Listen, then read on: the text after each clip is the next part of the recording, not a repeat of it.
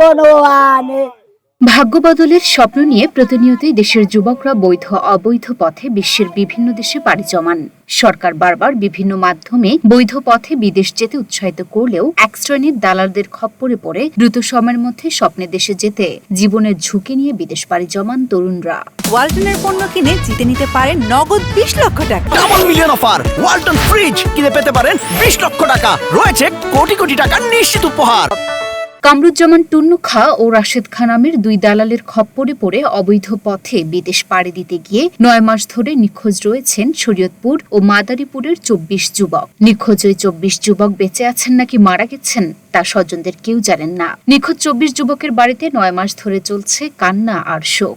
টাকা দিছি 10 লক্ষ, ট্রাভেলার চেক দেখছি, আর ওরা খালি হুমকি দেয় আমরা কিছু করলে ওরাও করবো, একটা আমরা কেস করলে ওরা 10টা করবো। খালি ভয় দেয় আমার ছেলে চাকরি করে লেগে হারাই যাইব, কাই লাগবে এই কয়, খালি কোনো নেই, খবর বিতন কিছু নেই।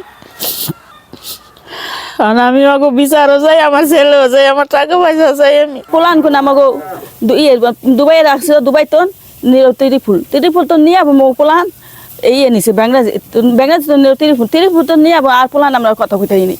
এই যে পোলান হাতের মোবাইল নিছে, আগে নিছে পোলান হাতের মোবাইল নিয়ে পোলান কোন আনি কি করছে আমরা আর কোথায় নেই স্যার।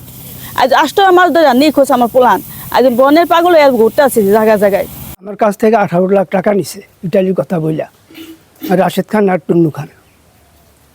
এখন আমার ছেলে নিখোঁজ, আমার ছেলের সাথে কোনো যোগাযোগ নাই। এখন ওরা ফোনও ধরে না। হ্যাঁ, এতদিন বলছে এরা জেলে আছে, অমখানে আছে, হ্যাঁ এরা বাইসা আছে।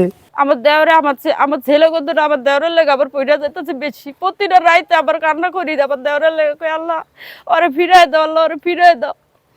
আমরা চুনু রাশেদের বিচার চাই আর আমার দেওরে আমরা ফেরত চাই। বিষয়টি নিয়ে কোনো তথ্য নেই জেলা পুলিশের কাছে, তবে অভিযোগ পেলে মানব পাচারকারীদের বিরুদ্ধে আইনগত ব্যবস্থা নেওয়ার আশ্বাস দিয়েছেন শরীয়তপুরের পুলিশ সুপার। আসলে আমি এই বিষয়ে খোঁজ খবর নিইনি, যেহেতু আপনি বলেছেন আমি এটা খোঁজ খবর নিয়ে দেখবো, এবং আর যদি না থাকে তা আমরা মানব পাচারকারী যারা এখানে শরীয়তপুর জেলা থেকে বিভিন্ন দেশে পাঠানো হয় বিশ্বের, তো এদের একটা আমরা তালিকা করে তাদের বিরুদ্ধে ব্যবস্থা নেব।